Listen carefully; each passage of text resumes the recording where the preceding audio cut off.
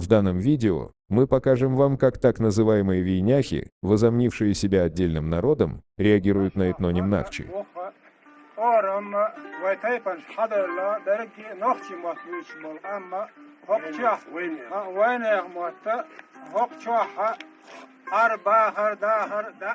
А вот тот же человек, только на ЧГТРК, Грозный, там он повернулся, чтобы исправить, но в определенный момент он понял, что ему там надо включить режим хамелеона, невыгодно было называть себя вейняхом.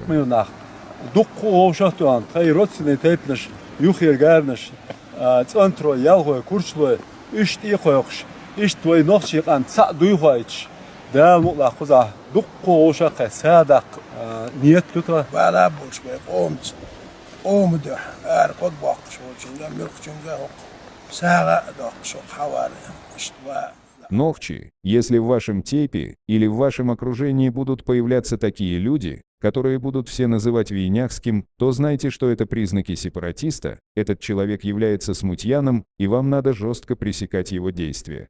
В конце послушайте трактовку слова «вейнях» от Хасана Бакаева. Пришел вопрос, что такое вейнахизм?